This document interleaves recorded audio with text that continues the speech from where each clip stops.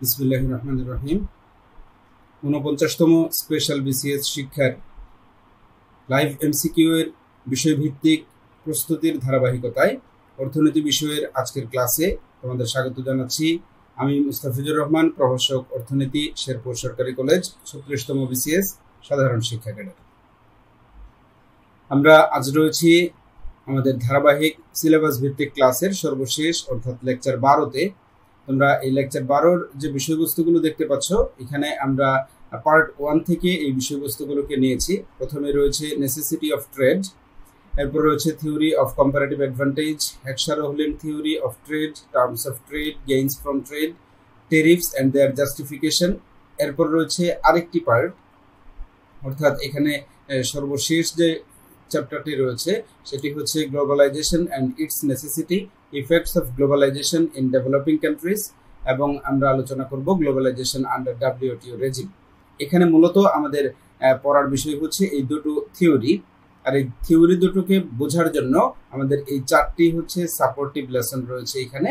এই লেসনগুলোকে বুঝলে আমরা এই থিওরি দুটোকে ভালোভাবে এক্সপ্লেন করতে পারবো। তো চেষ্টা করা যাক আমরা আজকের যে টপিকসগুলো তোমরা দেখলে, এই টপিকসগুলোর আলোকে আমাদের আজকের ডিসকাশন শুরু হতে যাচ্ছে। আমরা বরাবরের মতোই মূল বিষয়গুলোকে আমরা আলোচনায় নিয়ে আসব, সেই সাথে আমরা কিছু নমুনা প্রশ্ন দেখব এবং কোন কোন বিষয় থেকে কিভাবে পড়লে আমাদের আজকের বিষয়ের প্রস্তুতি তোমাদের জন্য ভালো হবে সেই বিষয়ে বলার চেষ্টা করব। তো প্রথমে দেখতে পাচ্ছ এখানে রয়েছে ট্রেডের ডেফিনিশন। ট্রেড বলতে আসলে কি বোঝানো হচ্ছে, ট্রেড কেন প্রয়োজন সেটি বলার চেষ্টা করছি। এখানে রয়েছে trade is necessary because it allows individuals, business and countries. এখানে ট্রেডের যে ভূমিকাটি সেটি হচ্ছে একজন ব্যক্তির জন্য হতে পারে, একটি প্রতিষ্ঠানের জন্য হতে পারে, অথবা একটি দেশের জন্য হতে পারে। এর ভূমিকাটি হচ্ছে to access goods and services that can't produce themselves, অর্থাৎ যে দেশ বা যে বিজনেস প্রতিষ্ঠান যেই দ্রব্যটি উৎপাদন করতে পারে না, যে দ্রব্যটির অ্যাক্সেস তার দ্বারা হয় না, সেই দ্রব্যটি সে ট্রেডের মাধ্যমে অ্যাক্সেস করতে পারে, সেই দ্রব্যটি তার পাওয়ার সুযোগ হচ্ছে ট্রেড, এটি এখানে বলা হচ্ছে। আর মূল উদ্দেশ্যটি হচ্ছে economic efficiency for that country, আর এর মধ্য দিয়ে innovation, higher standard of living, এই বিষয়গুলোকে এনশিওর করা হয়। অর্থাৎ যে দ্রব্যগুলো যেই দেশে উৎপাদন করা যায় না, সেই দ্রব্যগুলো ট্রেডের মাধ্যমে ওই দেশ অ্যাচিভ করে ওই দেশের ইকোনমিক এফিসিয়েন্সি, বা আমরা যেটাকে বলছি তার লিভিং স্ট্যান্ডার্ড, এই বিষয়গুলোকে আরো উন্নত করতে পারে। এটি মূলত হচ্ছে ট্রেডের উদ্দেশ্য। আমরা যদি বলি যে ট্রেডের প্রয়োজনীয়তাটা আসলে কি, ট্রেড কেন হচ্ছে, পুরো পৃথিবীব্যাপী পুরো পৃথিবীটাকে বদলে দেওয়ার যে সংস্কৃতি, যে অর্থনীতি, এই অর্থনীতিতে যে বিষয়টি পরিবর্তন এনেছে সেটি হচ্ছে ইন্টারন্যাশনাল ট্রেড, আমরা যেটাকে বলছি গ্লোবালাইজেশন, আমরা যেটাকে বলছি ওপেন মার্কেট ইকোনমি। এই জায়গাটিতে মূলত যে প্রয়োজনীয়তার ভিত্তিতে এই বিষয়টি এসেছে, পৃথিবীতে প্রতিষ্ঠিত হয়েছে। ১ নম্বরেই হচ্ছে access to goods and services, দ্রব্য ও সেবা প্রাপ্তি। অর্থাৎ আমরা যেটি একটু আগেও বললাম, যে দ্রব্যটি যে দেশে উৎপাদন করা যায় না, সেই দ্রব্যটি ব্যবহার করার সুযোগ তৈরি হচ্ছে নেসেসিটি অফ ট্রেড। এরপর হচ্ছে ইকোনমিক এফিসিয়েন্সি অ্যান্ড স্পেশালাইজেশন, অর্থাৎ কোনো দেশ যখন কোনো দ্রব্য বেশি উৎপাদন করে, তখন সেই দ্রব্য যদি শুধু তারা ভোগ করে, তাহলে তাদের ভোগের অতিরিক্ত যদি দ্রব্যটি থেকে যায়, বা ওই উৎপাদন যদি তাদের ভোগের অতিরিক্ত তারা নষ্ট করে ফেলে, তাহলে ওই দেশ ইকোনমিক্যালি পিছিয়ে যাবে। সেই জন্য ওই দেশের অতিরিক্ত দ্রব্য যদি ট্রেডের মাধ্যমে অন্য দেশে তারা বিক্রি করতে পারে, সেইখান থেকে যদি তারা এক্সপোর্টের মাধ্যমে ইনকাম করতে পারে, তাহলে তাদের ইকোনমিক এফিসিয়েন্সিটি তারা অর্জন করতে পারবে, এবং এক্ষেত্রে সেই জন্যই তারা মূলত স্পেশালাইজেশন করবে। এরপর আরেকটি উদ্দেশ্য হচ্ছে ইকোনমিক গ্রোথ অ্যান্ড রিকভারি। এটিকে বলা হচ্ছে যে অর্থনৈতিক সমৃদ্ধি অর্জনের জন্য একটি দেশ ট্রেড করবে, যে একটি দেশ পুরো পৃথিবীব্যাপী তার ট্রেডের এই প্রোডাক্টগুলোর যে বাজার রয়েছে এবং কোন কোন জায়গাতে বাজারের সম্ভাবনা রয়েছে, সেই জায়গাগুলোকে যদি কাজে লাগাতে পারে, তাহলে ওই দেশ ইকোনমিক গ্রোথকে আরো বাড়িয়ে নিয়ে যেতে পারবে। সেই সাথে যদি ইকোনমিক গ্রোথে ওই দেশ পিছিয়ে যায়, কোনো কারণে যদি ইকোনমিক্যালি ওই দেশ এগিয়ে যেতে না পারে, তাহলে তার জন্য এই ইন্টারন্যাশনাল ট্রেড একটা মিডিয়াম হতে পারে, রিকভারির একটা আসতে পারে। এরপর হচ্ছে কনজিউমার বেনিফিট। মূলত এই জায়গাটিতে হচ্ছে যে ট্রেডের মাধ্যমে কনজিউমার বেনিফিটেড হতে পারে।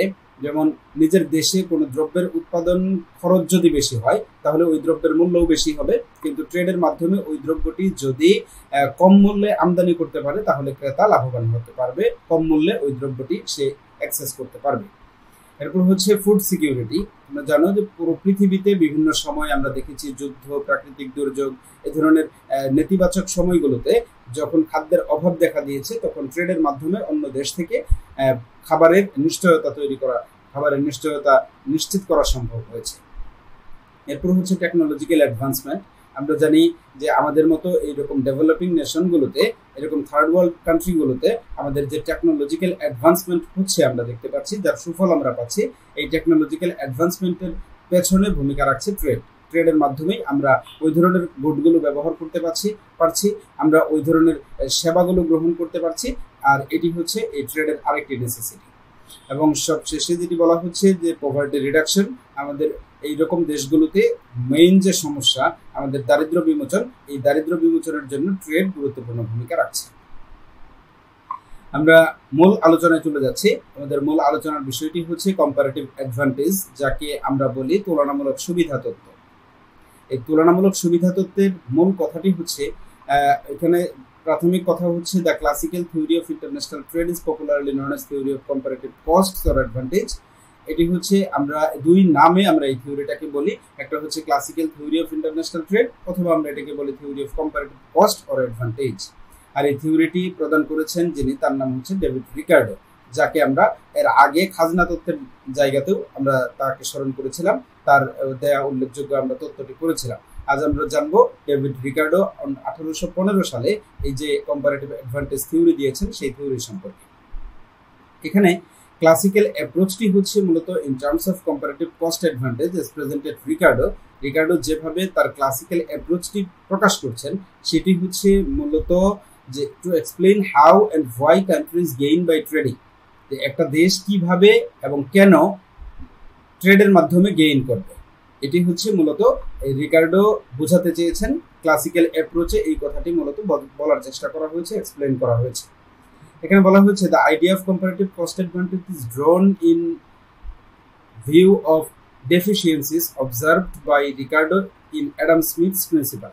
অ্যাডাম স্মিথ যে প্রিন্সিপালটি দিয়ে গিয়েছিলেন, তা অর্থাৎ আমরা যাকে অর্থনীতির জনক হিসেবে জানি, উনি এই ব্যাপারে কম্পারেটিভ অ্যাডভান্টেজ থিওরির ব্যাপারে যে প্রিন্সিপালস বলে গিয়েছেন সেই প্রিন্সিপালসের উপরেই ভিত্তি করে পরবর্তীতে ডেভিড রিকার্ডো এই কম্পারেটিভ অ্যাডভান্টেজ থিওরিকে আরো স্পেশালাইজড করেছেন, আরো ফর্মালাইজ করেছেন। এই জায়গাতে মূলত যে টেরিটোরিয়াল স্পেশালাইজেশনের কথা বলা হচ্ছে, যে কোন অঞ্চল কোন দ্রব্যের প্রতি বিশেষ গুরুত্ব প্রদান করে ওই দ্রব্য উৎপাদনের দিকে মনোযোগী হবে, এটি হচ্ছে মূলত ক্লাসিক্যাল অ্যাপ্রোচ বা অ্যাডাম স্মিথের প্রিন্সিপালের মূল কথা। রিকার্ডোর মূল বক্তব্যটি হচ্ছে মূলত এখানে বলা হচ্ছে যে other things remains equal, a country tends to specialise and exports those commodities in the production of which it has maximum comparative cost advantage or minimum comparative disadvantage। এটি হচ্ছে মূল কথা এখানকার।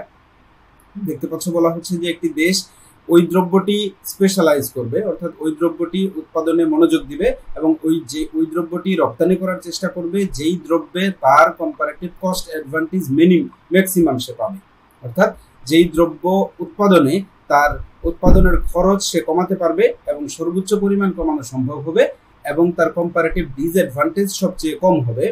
এই দুটি বিষয়, একটি হচ্ছে মিনিমাম ডিসঅ্যাডভান্টেজ আর একটি হচ্ছে ম্যাক্সিমাম অ্যাডভান্টেজ। এই দুটো বিষয় যে দ্রব্যের উপর যে দেশ এমফাসাইজ করতে পারবে, নিশ্চিত করতে পারবে, সেই দেশ ওই দ্রব্যটি উৎপাদন করবে এবং রপ্তানি করবে।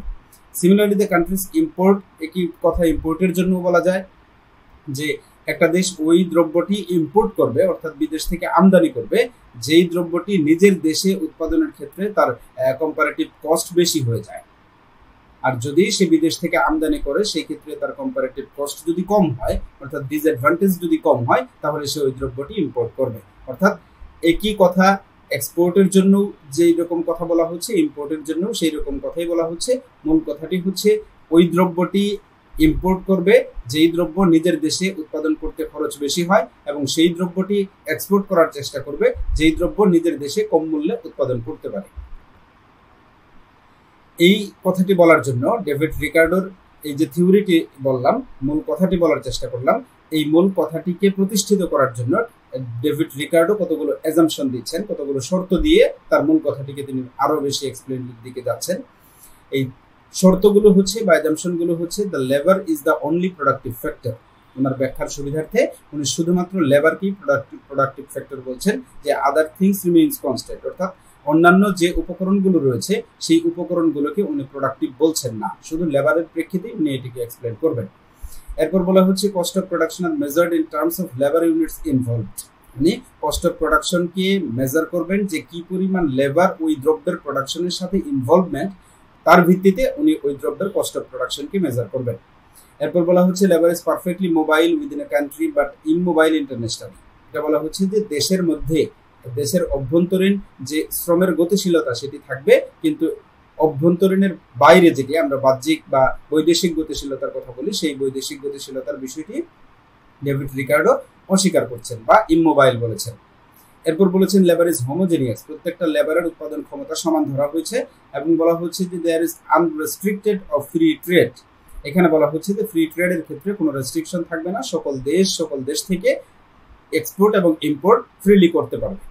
দে আর কনস্ট্যান্ট রিটার্নস টু স্কেল, এবং তাদের রিটার্নস টু স্কেলটাই হবে কনস্ট্যান্ট। আমরা যেটিকে বলেছি যে মাত্রাগত উৎপাদন স্থির হওয়ার যে বিষয়টি, যে যতটুকু লেবার বাড়াচ্ছে ঠিক ততটুকুই তার উৎপাদনের মাত্রাও সেইভাবেই রেসপন্স করছে, এটিকেই বলা হচ্ছে যে কনস্ট্যান্ট রিটার্নস টু স্কেল। এরপর বলা হচ্ছে there is full employment equilibrium, যে ওই অর্থনীতিতে পূর্ণ নিয়োগ ব্যবস্থা বিদ্যমান থাকবে, অর্থাৎ যত জনশক্তি রয়েছে, যত সম্পদ রয়েছে, সবগুলো জনশক্তি এবং সম্পদের সঠিক ব্যবহার ওই দেশে থেকে যাচ্ছে। এরপর বলা হচ্ছে দেয়ার ইজ পারফেক্ট কম্পিটিশন, এবং বাজার ব্যবস্থা হবে পূর্ণ প্রতিযোগিতামূলক। যদি এই বিষয়গুলোকে শর্ত হিসেবে আমরা মেনে নিতে পারি, তাহলে তার বক্তব্যকে আমরা প্রতিষ্ঠিত বা প্রমাণিত বা সত্য হিসেবে বলতে পারি। কম্পারেটিভ অ্যাডভান্টেজের মধ্যে আমাদের দুই ধরনের অ্যাডভান্টেজকে জানতে হবে। একটি হচ্ছে অ্যাবসলিউট অ্যাডভান্টেজ, যেটি অর্থনীতির জনক স্বয়ং অ্যাডাম স্মিথ এটিকে ব্যাখ্যা করার চেষ্টা করেছেন এইভাবে, যে Adam Smith argued that trade should be based on absolute advantage. Trade প্রতিষ্ঠিত হবে বা ট্রেড হবে মূলত অ্যাবসলিউট অ্যাডভান্টেজের ভিত্তিতে। এরপর বলা হচ্ছে the term describes the position when a country is absolutely more efficient at producing good A।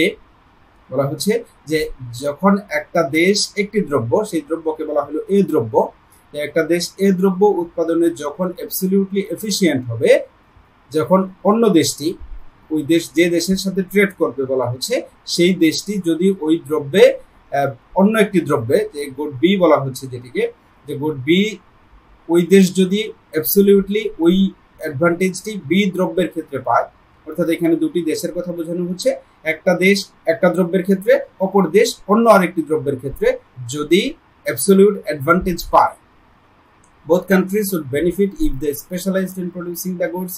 ওই দেশ দুটি যদি একে অপরের সাথে ট্রেডে লিপ্ত হয়, অর্থাৎ বাণিজ্যে লিপ্ত হয়, তাহলে উভয় দেশই একে অপরের সাথে এক্সচেঞ্জ অফ প্রোডাক্টসের মাধ্যমে লাভবান হতে পারবে।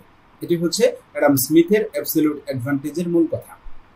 এক্সাম্পল দিয়ে বোঝানোর চেষ্টা করা হচ্ছে এইভাবে, যে Britain has an absolute advantage compared to Jamaica in the production of cars. বলা হচ্ছে যে জ্যামাইকার তুলনায় ব্রিটেন যদি কার প্রোডাকশনে অ্যাবসলিউট অ্যাডভান্টেজ পায়, যেখানে জ্যামাইকার অ্যাবসলিউট অ্যাডভান্টেজ হচ্ছে ট্রপিক্যাল ফ্রুটস উৎপাদনে, যে মৌসুমী ফল উৎপাদনে জ্যামাইকার হচ্ছে অ্যাবসলিউট অ্যাডভান্টেজ, আর কার উৎপাদনে ব্রিটেনের হচ্ছে অ্যাবসলিউট অ্যাডভান্টেজ। তাহলে it will benefit both countries if they specialize and trade। বলা হচ্ছে যদি যেহেতু অ্যাবসলিউট অ্যাডভান্টেজ পাচ্ছে জ্যামাইকা ফ্রুটস উৎপাদনে এবং ব্রিটেন কার উৎপাদনে, তাহলে এই দেশ দুটো যদি ওই দুটো দ্রব্য যার যার স্পেশালাইজেশন যদি ওই অ্যাবসলিউট অ্যাডভান্টেজ অনুযায়ী তারা করে এবং তাদের মধ্যে যদি ট্রেড হয়, তাহলে উভয় দেশ মিউচুয়ালি বেনিফিটেড হবে। আর কম্পারেটিভ অ্যাডভান্টেজের মধ্যে যেটি বলা হচ্ছে, যে Adam Smith argument about absolute advantage was refined and developed by David Ricardo। যেটি আমরা অ্যাবসলিউট অ্যাডভান্টেজের কথা বললাম অ্যাডাম স্মিথের কথা, এখানে এসে বলা হচ্ছে কম্পারেটিভ অ্যাডভান্টেজের এই কথাটি এসেছে মূলত স্মিথের আর্গুমেন্ট থেকে। ডেভিড রিকার্ডো যেটি 1817 সালে ডেভেলপ করেছেন, তিনি বলছেন ইমপ্রুভিং আপন অ্যাডাম স্মিথ এক্সপোজিশন, বলা হচ্ছে developed in the theory of international trade based in what is known as the principle of comparative advantage. আর এই comparative international trade involves the extension of the principal specialization of division of labor to the sphere of international exchange. অর্থাৎ Adam Smith যে absolute অ্যাডভান্টেজের কথা বলেছেন সেটাকে refine করে সেটাকে আরো বেশি ডেভেলপ করে 1817 সালে ডেভিড রিকার্ডো এটিকে ইম্প্রোভাইজ করেছেন, আরো মডার্নাইজ করে বলার চেষ্টা করছেন কম্পারেটিভ অ্যাডভান্টেজ। এখানে বলা হচ্ছে যে as a person specialise in the trade in which he has best advantages, a country also specialized in the production of the commodity in which it has the best natural advantages. বলা হচ্ছে যে একজন মানুষ যেমন তার advantage অনুযায়ী কোনো দ্রব্যে specialise করবে, তেমনি একটি দেশও তার ন্যাচারাল অ্যাডভান্টেজ দেখে তার অ্যাডভান্টেজের জায়গাতে, তার সুবিধার জায়গাতেই সে স্পেশালাইজ করবে। এ কান্ট্রি মে প্রডিউস মেনি থিংস এট এ টাইম, বলা হচ্ছে যে একটা দেশ একই সময়ে বিভিন্ন দ্রব্য উৎপাদন করতে পারে, কিন্তু ওই দেশটি তুলনা করে দেখবে যে তার তুলনামূলক সুবিধা কোন দ্রব্য উৎপাদনের ক্ষেত্রে রয়েছে। এখানে উদাহরণ দিয়ে বোঝানো হচ্ছে যেমন রয়েছে চা, পাট, এই দ্রব্যগুলো ইন্ডিয়াতে উৎপাদন করা সহজ হয় বা কম খরচে উৎপাদন করা যায়। অপরদিকে অন্য আরেকটি দ্রব্যের কথা এখানে বলা হচ্ছে, যেমন জার্মানির কথা বলা হচ্ছে। তোমরা দেখতে পাচ্ছ যে এখানে জার্মানি এবং জাপান এই দেশ দুটি মেশিনারিজ এবং ইঞ্জিনিয়ারিং গুডস প্রোডাকশনে তাদের অ্যাডভান্টেজ থাকে। অর্থাৎ দুই ধরনের প্রোডাকশনের কথা বলা হচ্ছে, একটি হচ্ছে জুট এবং টি, এই দ্রব্যগুলো ইন্ডিয়ায় উৎপাদন করা সহজ হয় বা উৎপাদনের ক্ষেত্রে অ্যাডভান্টেজ থাকে, এবং জার্মানি, জাপান এইসব দেশে ইঞ্জিনিয়ারিং গুডস, মেশিনারিজ এইসব দ্রব্য উৎপাদনের ক্ষেত্রে কম্পারেটিভ অ্যাডভান্টেজ থাকে। তাহলে এই যে দুটি দেশের কথা বলা হলো, if this two countries produce goods and according to their respective areas and comparative advantage, each country would be able to produce the goods at the lower cost. এটা বলা হচ্ছে যে যেহেতু ইন্ডিয়াতে টি এবং জুট উৎপাদন করা সহজ হয়, তাই ইন্ডিয়া এই দুটি দ্রব্য উৎপাদন করার ক্ষেত্রে কম খরচে উৎপাদনে সক্ষম হবে। একইভাবে জাপানের কথা বলা হচ্ছে, জাপানে মেশিনারিজ উৎপাদন করা যেহেতু তাদের কম্পারেটিভ অ্যাডভান্টেজ রয়েছে, সেহেতু তাদের জন্য কম্পারেটিভ অ্যাডভান্টেজ অনুযায়ী এই মেশিনারিজ তারা কম খরচে উৎপাদন করতে পারবে। অর্থাৎ এখানে বলা হচ্ছে this is the substance of the principles of comparative advantage. এটি হচ্ছে কম্পারেটিভ অ্যাডভান্টেজের মূল কথা, সার কথা। এই বিষয়টিকে বোঝানোর জন্য এখানে একটি ছক রয়েছে, তোমরা দেখতে পাচ্ছ। এখানে দুটি দেশকে উদাহরণ হিসেবে নেওয়া হয়েছে, একটি হচ্ছে পর্তুগাল আর একটি দেশ হচ্ছে ইংল্যান্ড। এখানে দুটি দ্রব্য দেখানো হচ্ছে, একটি দ্রব্য হচ্ছে ওয়াইন আর একটি দ্রব্য হচ্ছে ক্লথ। বলা হচ্ছে যে amount of labour man hours required to produce 1 unit, অর্থাৎ একটি ইউনিট তৈরি করতে যেই পরিমাণ লেবারের দরকার হচ্ছে, লেবারের সংখ্যা যতগুলো দরকার হচ্ছে সেই সংখ্যাটি এখানে দেখানো হচ্ছে যে পর্তুগালে 1 ইউনিট ওয়াইন তৈরি করতে লেবার দরকার হচ্ছে 80 জন, এবং ইংল্যান্ডে 1 ইউনিট ওয়াইন তৈরি করতে লেবার দরকার হচ্ছে 120 জন। একইভাবে পর্তুগালে 1 ইউনিট ক্লথ তৈরি করতে লেবার দরকার হচ্ছে 90 জন, এবং আমরা দেখতে পাচ্ছি ইংল্যান্ডে 1 ইউনিট ক্লথ তৈরি করতে লেবার দরকার হচ্ছে 100 জন। এটি মূলত ছকের মধ্যে বোঝানো হচ্ছে। এখন যদি আমরা ওয়াইনের ক্ষেত্রে চিন্তা করি, যে একটা দ্রব্য যখন আমরা ধরছি, যখন ওয়াইন দেখছি আমরা, ওয়াইন যদি পর্তুগাল উৎপাদন করে তাহলে ওয়াইনে পর্তুগালের অ্যাবসলিউট অ্যাডভান্টেজ রয়েছে। একইভাবে আমরা দেখতে পাচ্ছি যে ক্লথ যখন তারা কম লেবার খরচ করে উৎপাদন করতে পারে, তাই এখানে আমরা বলতে পারি যে পর্তুগালের ক্লথ উৎপাদনের অ্যাবসলিউট অ্যাডভান্টেজ রয়েছে। কিন্তু কম্পারেটিভ অ্যাডভান্টেজের জায়গাটা যদি আমরা চিন্তা করি, বলা হচ্ছে যে comparative advantage was greater in wine. এটি বলা হচ্ছে যে পর্তুগালের labour cost were lower than England's in both cloth and wine. এটি আমরা বুঝতে পারলাম যে পর্তুগালের লেবার কস্ট হচ্ছে উভয় দেশের উভয় দ্রব্য উৎপাদনের ক্ষেত্রে ইংল্যান্ডের চাইতে কম। আমরা যেটি বুঝতে পারছি যে এখানে রয়েছে 80, এখানে 120, তুলনা করে আমরা দেখতে পাচ্ছি পর্তুগালে কম, ইংল্যান্ডে বেশি। ক্লথের জন্য তাই, সেই জন্য বলা হচ্ছে যে পর্তুগালের লেবার কস্ট ইংল্যান্ডের চাইতে যে কোনো দ্রব্য উৎপাদনের ক্ষেত্রেই কম, কিন্তু comparative advantage was greater in wine. এটি বলা হলো যে ওয়াইনের ক্ষেত্রে পর্তুগালের কম্পারেটিভ অ্যাডভান্টেজ থাকবে। এটা আমরা বুঝবো কিভাবে?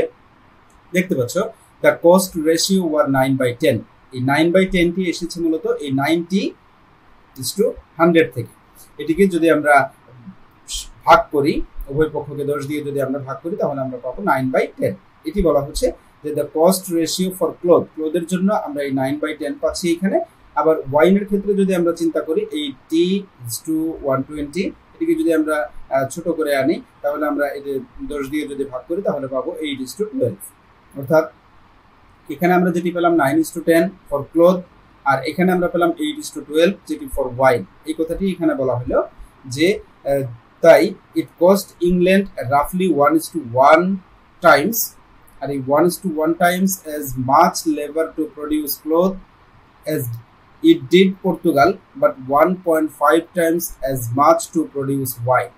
বলা হচ্ছে যে যখন আমরা পর্তুগাল এবং ইংল্যান্ড এই দুটি দেশের মধ্যে তুলনা করে নিয়ে আসছি তখন আমরা ওয়াইন উৎপাদনের ক্ষেত্রে দেখতে পাচ্ছি যে ওয়াইন উৎপাদনে পর্তুগালে যেখানে দরকার হচ্ছে 8, সেখানে ইংল্যান্ডের দরকার হচ্ছে 12, অর্থাৎ 1:5। আর এখানে 1:1.5।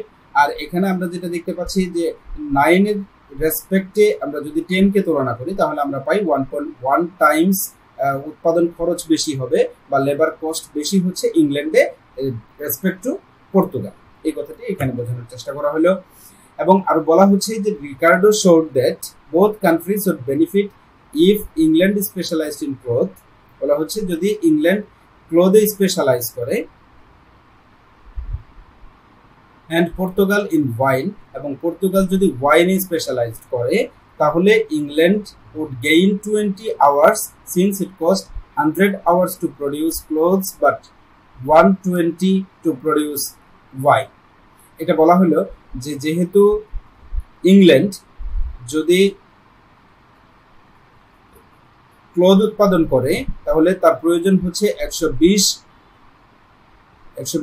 উৎপাদন, যদি ওয়াইন উৎপাদন করে তাহলে যেখানে তার খরচ হচ্ছে 120 ঘন্টা, সেখানে যদি সে কাপড়ের ওয়াইনের পরিবর্তে ক্লথ উৎপাদন করে তাহলে তার খরচ হবে 120 ঘন্টা। অর্থাৎ এই জায়গাটাতে ইংল্যান্ডের জন্য গেইন হচ্ছে এই 20 আওয়ার্স যদি ওই দেশটি স্পেশালাইজ করে।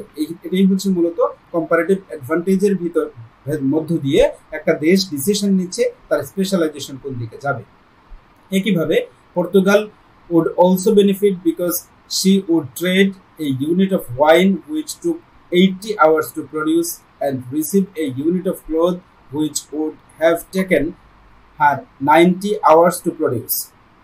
এটা বলা হচ্ছে যে যদি পর্তুগাল সিদ্ধান্ত নেয় যে তারা ওয়াইন উৎপাদন করবে সেই ক্ষেত্রে তার খরচ হবে 80 ঘন্টা, যেখানে তার ক্লথ উৎপাদন করলে খরচ হতো 90 ঘন্টা।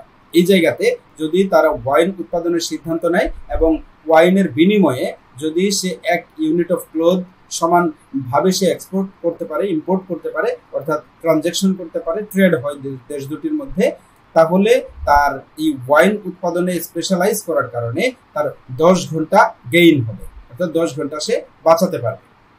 এখানে বলা হলো যে যেহেতু 120-এর চাইতে 100 কম, অর্থাৎ ক্লোথে যদি স্পেশালাইজ করে ইংল্যান্ড তাহলে আমরা দেখতে পেলাম যে ইংল্যান্ড 20 ঘন্টা বাঁচাতে পারবে। আবার যেহেতু এখানে 90-এর চাইতে 80 কম, অর্থাৎ 80-তে যদি স্পেশালাইজ করতে পারে পর্তুগাল তাহলে তার 90-এর চাইতে 10 ঘন্টা কম হওয়ার কারণে পর্তুগাল এই 10 ঘন্টা তার গেইন করতে পারবে। এই হচ্ছে মূলত কম্পারেটিভ অ্যাডভান্টেজের মূল কথা। আমরা ক্রিটিসিজমে যদি আসি যে এটা যদি এই ভিত্তিতে, এই যে কম্পারেটিভ অ্যাডভান্টেজের কথা বলা হলো, এই কম্পারেটিভ অ্যাডভান্টেজের ভিত্তিতে যদি এই দেশ দুটোর মধ্যে ট্রেড হয় তাহলে উভয় দেশই মিউচুয়ালি বেনিফিটেড হবে, যেটি ডেভিড রিকার্ডো ব্যাখ্যা করছে, বোঝাচ্ছে। পরবর্তীতে এসে তার এই থিওরিটাকে ক্রিটিসাইজ করা হচ্ছে এইভাবে যে এখানে কমপ্লিকেটেডলি বলা হচ্ছে যে রিয়েল লাইফে এটা ডিসিশন নেওয়াটা খুবই কঠিন হবে, কারণ কম্পারেটিভ অ্যাডভান্টেজের যে হিসাব, এই হিসাব একটা দেশের সাথে আরেক দেশ ট্রেড করার আগে তাদের এই কম্পারেটিভ অ্যাডভান্টেজ হিসাব নিয়ে তারা বসবে না, তাদের এই হিসাব করাটা, হিসাব করে এর ক্যালকুলেশনটা নিয়ে আসাটা কমপ্লিকেটেড হবে। এরপর বলা হচ্ছে it's reality we find changing pattern of comparative advantages. আমরা প্যাটার্নের মধ্যে বিভিন্ন ধরনের পরিবর্তন দেখি, বাস্তবে এই চেঞ্জিং প্যাটার্ন থাকে। A country may gain comparative advantage by raising its factor labour productivity or by imposing restriction on trade. এখানে বিভিন্ন ধরনের রেস্ট্রিকশন আমরা দেখি যে ট্রেডের ক্ষেত্রে বিভিন্ন প্রকার রেস্ট্রিকশন থাকে। সেই রেস্ট্রিকশনগুলো লেবার প্রোডাক্টিভিটিকে অনেক সময় প্রভাবিত করে। রেস্ট্রিকশনের মধ্যে একটি হতে পারে ইম্পোর্ট ট্যারিফ। আমরা এই ট্যারিফ সম্পর্কে বিস্তারিত বলবো। যে কম্পারেটিভ অ্যাডভান্টেজগুলো যেভাবে আমরা হিসাব করি বা যেভাবে আমরা চিন্তা করি, সেইভাবে নানান ধরনের রেস্ট্রিকশন বা ব্যারিয়ার থাকার কারণে এই হিসাবগুলো সেইভাবে শেষ পর্যন্ত থাকে না, যার কারণে এই কম্পারেটিভ অ্যাডভান্টেজ থিওরির যেভাবে ডিসিশন নিতে ডেভিড রিকার্ডো বলছেন সেইভাবে ডিসিশন রিয়েল লাইফে নেওয়া যায় না। এখানে আরেকটি ক্রিটিসিজম বলা হচ্ছে the theory ignores the effect of transport cost. এখানে থিওরিতে বলা হচ্ছে যে ট্রান্সপোর্ট কস্টের যে একটা ইফেক্ট আছে, ট্রান্সপোর্ট কস্টের কারণে অনেক সময় আমরা দেখি দূরবর্তী দেশ থেকে ইম্পোর্ট করার কারণে ওই দেশ থেকে ইম্পোর্টের দূরত্ব বেশি হওয়ার কারণে তার ট্রান্সপোর্ট কস্ট ওই দ্রব্যের মূল্যর সমান বা তার চেয়ে বেশি হয়ে যেতে পারে। সেই ক্ষেত্রে যে হিসাবটি আমরা করলাম যে কম্পারেটিভ অ্যাডভান্টেজ যে দেশের থাকবে সেই দেশ ট্রেড করলে বেনিফিটেড হবে, সেই কথাটি বলা যায় না। এক্ষেত্রে ট্রান্সপোর্ট কস্ট এটাকে পরিবর্তন করে দিতে পারে। তারপর বলা হচ্ছে যে modern theory is no longer based on Ricardo's labour theory. David রিকার্ডোর লেবার থিওরিতে বর্তমানের থিওরিগুলো বা আধুনিক থিওরিগুলো এক্সিস্ট করে না। এটি বলা হচ্ছে যে have established that only necessary condition for the possibility of gains from trade and is that price ratios should be differ between countries. এখানে প্রাইস রেশিওটি একটি ফ্যাক্টর। প্রাইস রেশিও পার্থক্য হওয়ার কারণে এক এক দেশে এক এক রকম হওয়ার কারণে এখানে আমরা যেভাবে কম্পারেটিভ কস্ট অ্যাডভান্টেজ হিসাব করলাম সেইভাবে কম্পারেটিভ কস্ট অ্যাডভান্টেজের বেসিসে যে সিদ্ধান্ত নেওয়ার কথা বলা হচ্ছে সেই সিদ্ধান্তকে পরিবর্তন করে দিতে পারে ওই দেশ দুটোর অভ্যন্তরীণ প্রাইস রেশিও। আমরা যদি কম্পারেটিভ অ্যাডভান্টেজের নমুনা প্রশ্ন দেখি তাহলে এখানে তোমরা দেখতে পাচ্ছ the theory of comparative advantage was first developed by, আমরা বলেছি যে প্রথমে এটি ডেভেলপ করেছেন অ্যাডাম স্মিথ। আর প্রথমে অ্যাবসলিউট অ্যাডভান্টেজ যেটি করেছিলেন অ্যাডাম স্মিথ, তার প্রেক্ষিতে কম্পারেটিভ অ্যাডভান্টেজ প্রথমে ডেভেলপ করেছেন ডেভিড রিকার্ডো। সঠিক উত্তর হবে অপশন বি। এরপরে প্রশ্ন দেখতে পাচ্ছ comparative advantage suggest that international trade is beneficial. যে কম্পারেটিভ অ্যাডভান্টেজের এই থিওরি থেকে আমরা যেটা বুঝতে পারলাম যে ইন্টারন্যাশনাল ট্রেড বেনিফিশিয়াল হবে যদি কান্ট্রি দুটি specialised in goods with lower opportunity cost. যদি লোয়ার অপরচুনিটি কস্ট যে দেশে পাবে, এই লোয়ার অপরচুনিটি কস্টের মানে হচ্ছে যে দ্রব্যটি তারা ছেড়ে দিবে, অর্থাৎ যে দ্রব্যটি তারা অপর দেশকে উৎসর্গ করবে বা ট্রেডের মাধ্যমে প্রদান করবে, সেই দ্রব্যটিতে যদি তাদের অপরচুনিটি কস্ট কম হয়, অর্থাৎ যা দিচ্ছে তার চাইতে যদি বেশি পায়, সেই দ্রব্যে যদি তারা স্পেশালাইজ করতে পারে তাহলে এই দেশটি ইন্টারন্যাশনাল ট্রেড ওই দেশের জন্য বেনিফিশিয়াল হবে। এই কথাটি বলা হচ্ছে, সুতরাং অপশন বি হবে সঠিক। এবার আমরা আরেকটি তত্ত্ব নিয়ে কথা বলবো, এটি হচ্ছে হেক্সার-ওহলিন থিওরি অফ ট্রেড। মূলত যে থিওরি নিয়ে আমরা কথা বললাম কম্পারেটিভ অ্যাডভান্টেজ থিওরি, তার সাথে এই থিওরির আমরা একটা লেয়াজও আছে বা একটি সম্পর্ক আছে, আমরা এইভাবে বলতে পারি। আমরা দেখতে পাচ্ছ এখানে বলা হচ্ছে method of explaining trade flows based on comparative advantage with multiple factors of production, communities and countries. এখানে আমাদের আলোচনার বিষয় হচ্ছে যে ফ্যাক্টর অফ প্রোডাকশন, আমরা যে লেবারকে ফ্যাক্টর অফ প্রোডাকশন বলেছিলাম, সেই ফ্যাক্টর অফ প্রোডাকশনের সুবিধা অসুবিধা নিয়ে হেক্সার এবং ওহলিন দুইজন ব্যক্তি এটি পরবর্তীতে থিওরি হিসেবে ডেভেলপ করছেন। বলা হচ্ছে হেক্সার-ওহলিন থিওরিটি, এই মডেলটি has been a very prominent theory of international trade since 1933, অর্থাৎ 1933 সাল থেকে এই থিওরিটি ইন্টারন্যাশনাল ট্রেডের জন্য একটি গুরুত্বপূর্ণ জায়গা দখল করেছে, একটি আলোচনার কেন্দ্রবিন্দুতে এসেছে।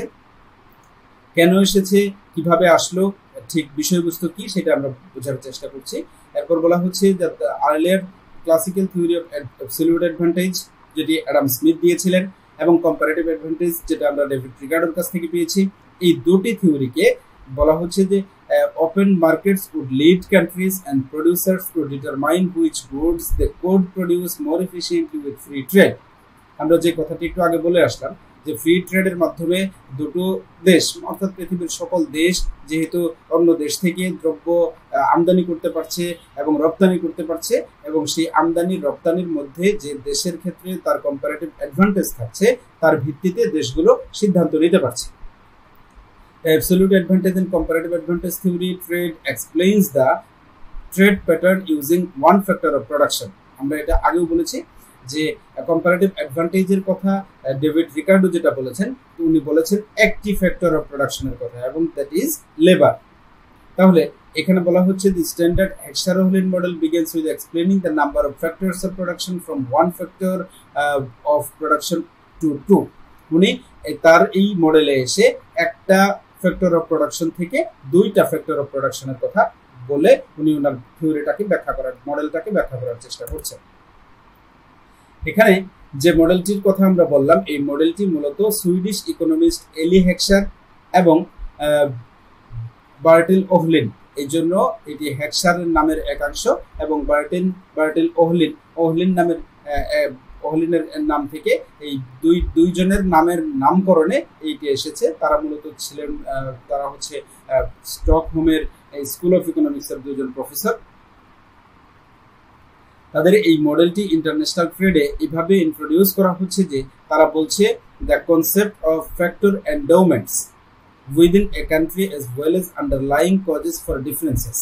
বলা হচ্ছে যে ফ্যাক্টর এন্ডোমেন্টের ক্ষেত্রে এই দেশের মধ্যে একটি দেশ ফ্যাক্টর এন্ডোমেন্টের ক্ষেত্রে যতটা এজ ওয়েল অফ পজিশনে থাকবে, ওই দেশ তার ট্রেডের ডিসিশন, তার ওই গুডস প্রোডাকশনের ক্ষেত্রে তার ডিসিশনটিকে সে নিবে হচ্ছে এই ফ্যাক্টর এন্ডোমেন্টের বেসিসে। The model has been a central model of international trade theory. It consists of two countries. বলা হচ্ছে যে এই মডেলটিও দুটি দেশের মধ্যেই ব্যাখ্যা করা হবে, দুটি দ্রব্যের মধ্যে ব্যাখ্যা করা হবে, এবং দুটি ফ্যাক্টরস অফ প্রোডাকশনকে এই ক্ষেত্রে কনসিডার করা হবে। The Heckscher-Ohlin theory of international trade says the comparative advantage arises from the difference in countries' relative factor endowment. অর্থাৎ এখানে মূল কথাটি হচ্ছে রিলেটিভ ফ্যাক্টর এন্ডোমেন্ট, যেটি এর আগে বলা হয়নি। অর্থাৎ ডেভিড রিকার্ডো যে দ্রব্য উৎপাদনের কথা বলছেন সেটি শুধুমাত্র কম্পারেটিভ অ্যাডভান্টেজের বেসিসে বলছেন, কিন্তু ফ্যাক্টর এন্ডোমেন্টের কথাটা তার থিওরিতে মিসিং ছিল, যেটি আমরা এই হেক্সার-ওহলিন মডেলে এসে পাচ্ছি। বলা হচ্ছে the country with higher relative proportion of a particular input factor will specialize in producing the good that intensively uses that factor. বলা হচ্ছে যে একটা দেশ কোনো ফ্যাক্টর উৎপাদনে যখন ইন্টেন্সিভ থাকবে, ওই দেশ ওই দ্রব্যটি উৎপাদনের ক্ষেত্রে যখন ওই ফ্যাক্টর ইন্টেন্সিভলি ইউজ করতে পারবে, তখন ওই দ্রব্যটি and import the other good, ওই দ্রব্যটি সে এক্সপোর্ট করবে প্রডিউসের মাধ্যমে, আর অন্য যে দ্রব্যটি থাকবে সেই দ্রব্যটি সে ইম্পোর্ট করবে। আর যে দ্রব্যের ক্ষেত্রে ইম্পোর্ট করবে বলা হচ্ছে, সেই দ্রব্যের ক্ষেত্রে সে ইন্টেন্সলি ওই ফ্যাক্টরকে ইউজ করতে পারবে না, বা ওই ফ্যাক্টর ইউজ করার ক্ষেত্রে তার উইকনেস থাকবে। বলা হচ্ছে the Heckscher Ohlin model explains comparative advantage in terms of factors abundance of country and the factor intensity of commodities. অর্থাৎ যে দেশ যেই দ্রব্য উৎপাদনে তার ফ্যাক্টরের ইন্টেন্সিটি থাকবে বা ফ্যাক্টরের অ্যাবান্ডেন্স থাকবে, ওই দেশ ওই দ্রব্যটি উৎপাদন করবে এবং এক্সপোর্টের চেষ্টা করবে। According to this model, the country exports the products which use their abundant and cheap factors, যেটি বললাম, যেই দেশে যেই ফ্যাক্টর চিপ পাওয়া যায়, অর্থাৎ পর্যাপ্ত পরিমাণে পাওয়া যায় প্রোডাকশনের ক্ষেত্রে, ওই দেশ ওই দ্রব্যটি উৎপাদনের চেষ্টা করবে এবং এক্সপোর্টের চেষ্টা করবে। যেই কথাটি পরবর্তীতে এসে ক্লেমেন্টসের কাছ থেকে আমরা পেলাম, সালভাটোরের কাছ থেকে আমরা পেলাম, এবং 1992 সালে মার্ক এইভাবে কথাটিকে ব্যাখ্যা করছেন। অর্থাৎ হেক্সার-ওহলিন মডেলের এই কথাটিকে আমরা আরো তিনজনের কথার সাথে মিল পাচ্ছি। হেক্সার-ওহলিন মডেলের যে labour endowment country can export labour intensive commodity, বলা হচ্ছে যেই সব দ্রব্য লেবার ইন্টেন্সিভ কমোডিটি, যেমন আমরা বলতে পারি আমাদের দেশের প্রেক্ষিতে রেডিমেড গার্মেন্টস হচ্ছে লেবার ইন্টেন্সিভ কমোডিটি। আমাদের দেশ যেহেতু লেবার এন্ডোমেন্ট কান্ট্রি, তাই আমাদের দেশের ওই ধরনের দ্রব্য বেশি উৎপাদনে মনোযোগী হওয়া উচিত যে দ্রব্যগুলো হচ্ছে লেবার ইন্টেন্সিভ কমোডিটিস। তাহলে আমরা এই দ্রব্য বেশি পরিমাণে উৎপাদন এবং এক্সপোর্ট করতে পারব। এই কথাটি এখানে বলা হলো যে তাই countries can produce and export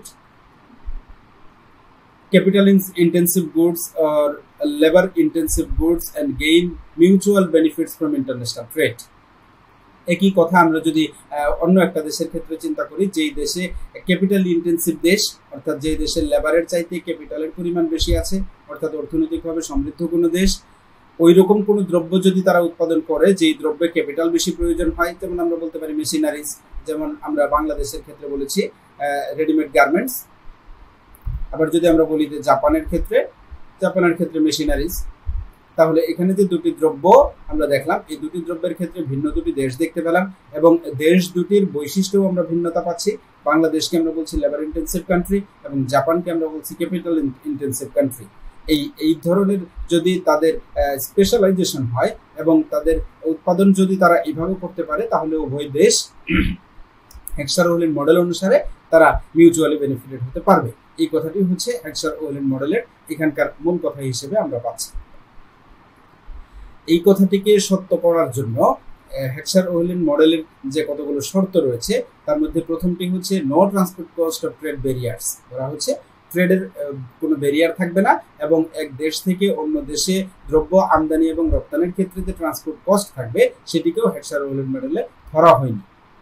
এরপর বলা হচ্ছে perfect competition in both community of factor and factor markets. যে ফ্যাক্টরগুলোর কথা বলা হলো, যে কমোডিটির কথা বলা হলো, সেই ফ্যাক্টর এবং কমোডিটির যে মার্কেট, অর্থাৎ ফ্যাক্টর মার্কেটস বলতে আমরা উৎপাদনের উপকরণ পাওয়ার যে বাজার সেটিকে বোঝাচ্ছি এবং উৎপাদিত দ্রব্যের বাজারকে বলা হচ্ছে কমোডিটি মার্কেট। উভয় মার্কেটই হবে পারফেক্ট কম্পিটিটিভ অর্থাৎ পূর্ণ প্রতিযোগিতামূলক। আরেকটি শর্তে বলা হচ্ছে যে অল প্রোডাকশন ফাংশনস আর হোমোজেনাস। এখানে সকল প্রোডাকশন ফাংশনগুলোকে একই রকম বা সমজাতীয় ধরা হচ্ছে। প্রোডাকশন ফাংশনস আর such that the two communities also show different factor intensities. বলা হচ্ছে যে দুটো দ্রব্যের কথা বলা হচ্ছে, এই দ্রব্য দুটো অবশ্যই ডিফারেন্ট ফ্যাক্টর ইন্টেন্সিটি দেখাবে। এটি হচ্ছে এখানকার প্রোডাকশন ফাংশনের ধরন হবে বা এই ধরনের প্রোডাকশন ফাংশনই আমরা দিয়ে এই হেক্সার-ওয়েল্যান্ড মডেলকে ব্যাখ্যা করব। এরপর বলা হচ্ছে production function differ between communities but are the same in both countries. বলা হচ্ছে প্রোডাকশন ফাংশন যখন দুটি দ্রব্যের ক্ষেত্রে আমরা চিন্তা করব তখন পৃথক হবে, কিন্তু যখন আমরা দুটো দেশের ক্ষেত্রে চিন্তা করব প্রত্যেকটি দেশের ক্ষেত্রে প্রোডাকশন ফাংশনকে আমরা একই রকম দেখব। Tastes are same in both countries, এবং দুটো দেশের ক্ষেত্রে রুচি এবং পছন্দের জায়গাতে আমরা মিল খুঁজে পাব। আমরা যদি হেক্সার-ওয়েল্যান্ড মডেলের মূল কথার ভিত্তিতে যদি স্যাম্পল কোশ্চেন দেখি, তাহলে এখানে প্রথম প্রশ্ন রয়েছে তোমাদের জন্য, Heckscher Ohlin model is primarily based on absolute advantage, comparative advantage from technology differences, comparative advantage of factor endowments, monopoly পাওয়ার।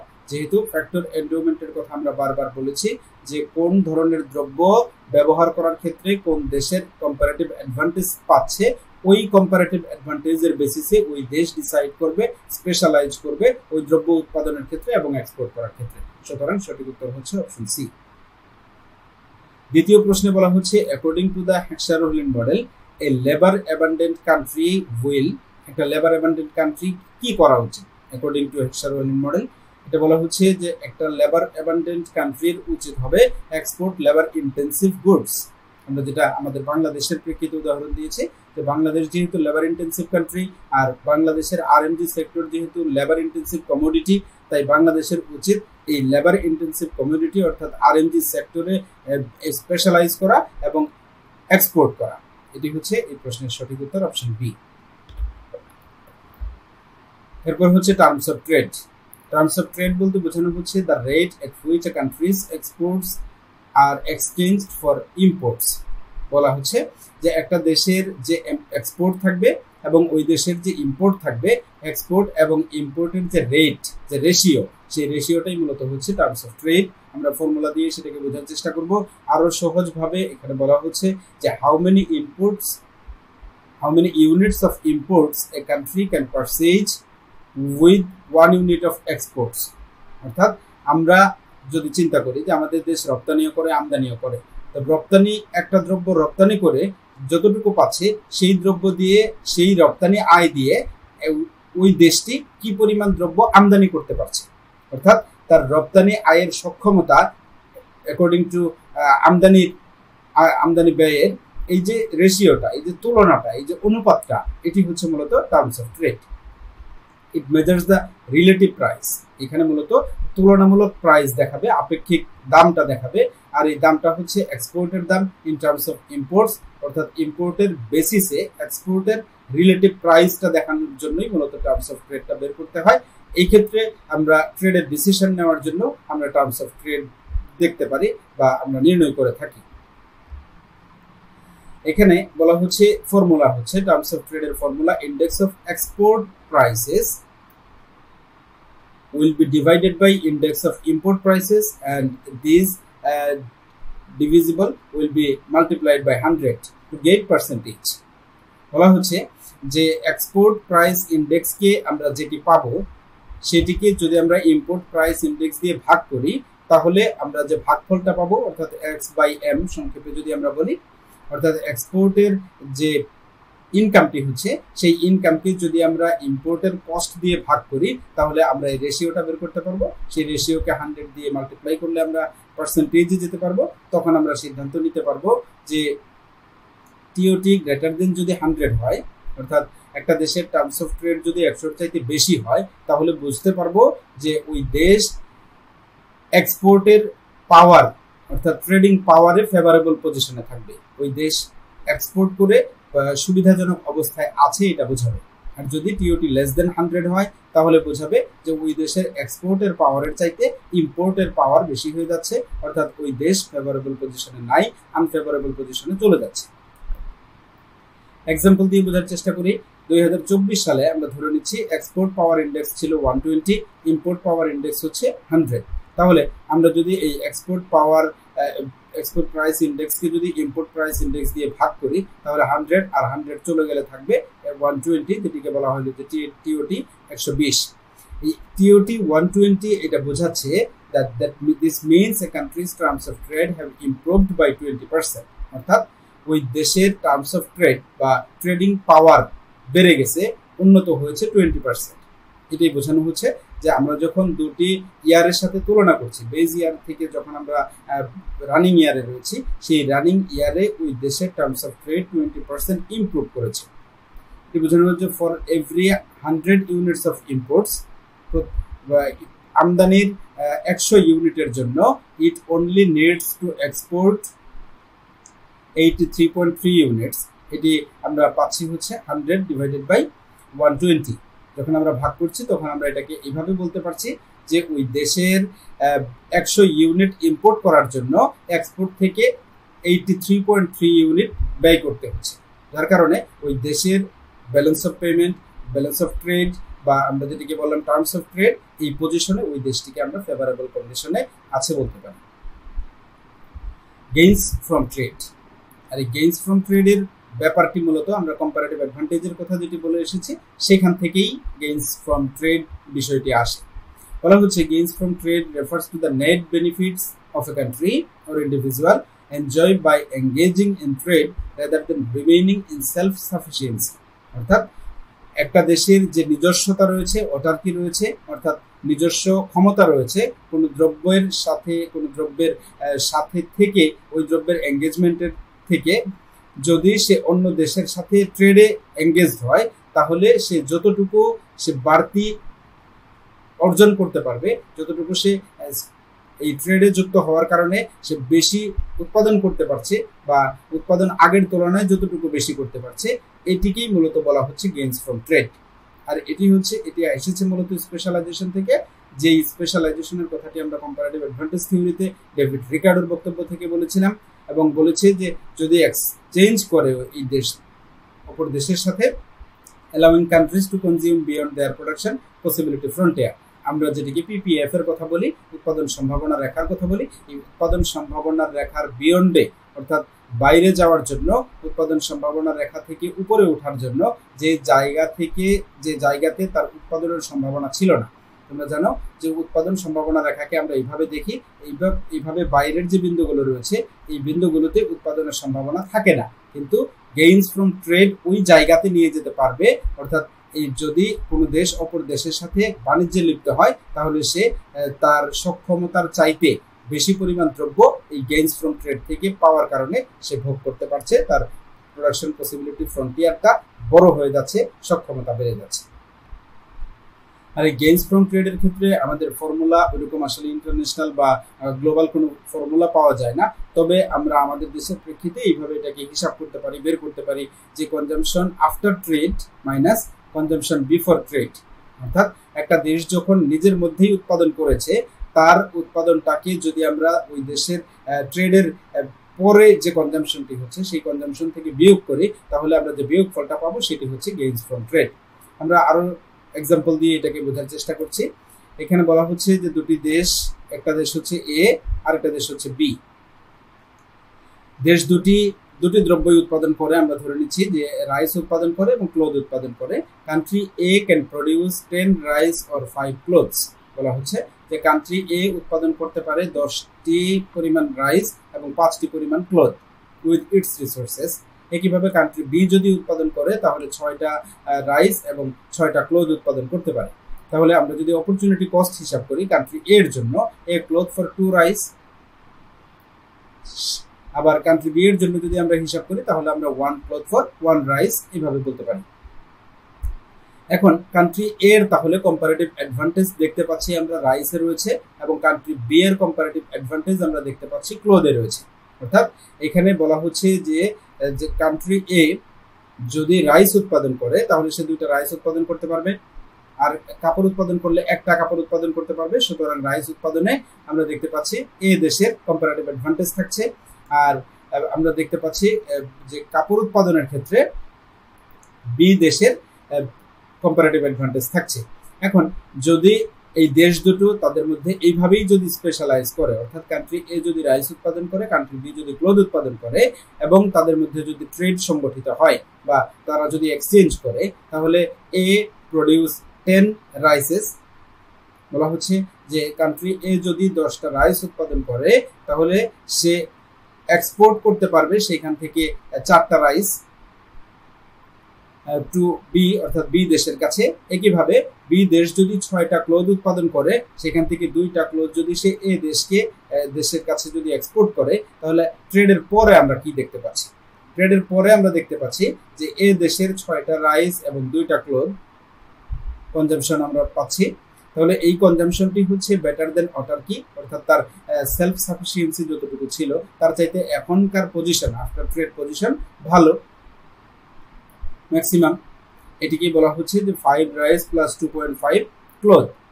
এই জায়গাতে আমরা যেটা পেয়েছিলাম যে আমরা আগে পেয়েছিলাম 7.5, দুটিকে যদি আমরা একসাথে বলি, যার চাইতে এখন আমরা যেটা পাচ্ছি যে 6 রাইস অ্যান্ড 2 ক্লোথ, এই দুটোকে যদি আমরা যোগ করে বলি তাহলে আমরা এটাকে পাচ্ছি 8। অর্থাৎ আফটার ট্রেড এ কান্ট্রির সিচুয়েশন ইজ বেটার। বি কান্ট্রির ক্ষেত্রে যদি আমরা দেখি আফটার ট্রেড সিচুয়েশন হচ্ছে 4 রাইস 4 ক্লোথ, যেটি আগে ছিল 3 রাইস 3 ক্লোথ। আমরা এই সামেশন যদি করি তাহলে এখানে পাচ্ছি হচ্ছে 6, আর এই দুটোকে যদি আমরা একসাথে চিন্তা করি তাহলে আমরা পাচ্ছি 8। সুতরাং বি কান্ট্রিরও আমরা পাচ্ছি after trade situation is better then before trade situation. তাহলেই আমরা বলতে পারছি যে বোথ কান্ট্রিজ কনজিউম মোর দেন দে কোড উইদাউট ট্রেড। তারা ট্রেডের আগে যে পজিশনে ছিল তার চাইতে উভয় দেশই ট্রেড করার ফলে তারা এখন বেটার পজিশনে থাকতে পারছে। এটি হচ্ছে গেইনস ফ্রম ট্রেড।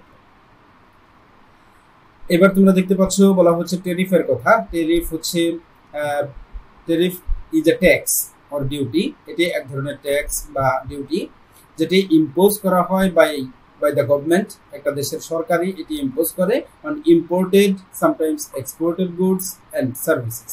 অর্থাৎ আমদানি এবং রপ্তানি, রপ্তানির ক্ষেত্রে কম, আমদানির ক্ষেত্রে যেই দ্রব্য যেই দেশ আমদানি করবে ওই আমদানি দ্রব্যের উপর যে ট্যাক্স বা ডিউটি ইম্পোজ করা হচ্ছে সেটিকে মূলত টেরিফ বলা হয়। এই টেরিফের উদ্দেশ্য হচ্ছে টু রেইজ গভর্নমেন্ট রেভিনিউ, সরকারের রাজস্ব বৃদ্ধি পাবে, সরকার রাজস্ব বৃদ্ধির উদ্দেশ্যে টেরিফ ইম্পোজ করবে, এবং বিদেশি প্রতিযোগিতা থেকে ওই দেশে যেসব দ্রব্যগুলো উৎপাদিত হলে ওই দেশের উৎপাদনের ক্ষমতা বাড়বে, ওই দেশের রপ্তানি আয় বাড়বে, কিংবা ওই দেশের এমপ্লয়মেন্টের জন্য ওই দ্রব্যের প্রোডাকশন প্রয়োজন আছে, এই ধরনের দ্রব্যগুলোর কে রক্ষা করার জন্য বিদেশি আমদানিকে বা বিদেশ থেকে আমদানিকে নিরুৎসাহিত করার জন্য অনেক সময় এই টেরিফ ইম্পোজ করতে হয়। আরেকটি হচ্ছে two influence trade flows and balance of payments. এক্ষেত্রে দুইটি বিষয়ে আমরা ফ্লো পাই। একটি হচ্ছে ট্রেডের ক্ষেত্রে একটা গতিশীলতা তৈরি হয়, এবং ব্যালেন্স অফ পেমেন্টকে আরো পজিটিভ করার জন্য, আরো ফেভারেবল করার জন্য এই টেরিফকে ইম্পোজ করতে দেখি আমরা। এক্সাম্পল দিয়ে বোঝানো হচ্ছে, যেমন বাংলাদেশের ক্ষেত্রে বাংলাদেশ 1000 টনস সুগার ইম্পোর্ট করছে, এবং প্রতি টনের দাম হচ্ছে আমরা দেখতে পাচ্ছি $500। তাহলে আমরা যদি এই 1000 কে 500 দিয়ে মাল্টিপ্লাই করি, টোটাল সুগার প্রাইস পাচ্ছি আমরা ইম্পোর্ট যেটা পে করবে $5 লাখ। এখন যদি সরকার ইম্পোজ করে 10% টেরিফ, তাহলে এই 10% টেরিফ মানে হচ্ছে এই 500 টাকাকে বাড়িয়ে 550 টাকা করবে পার টন সুগারের প্রাইসকে।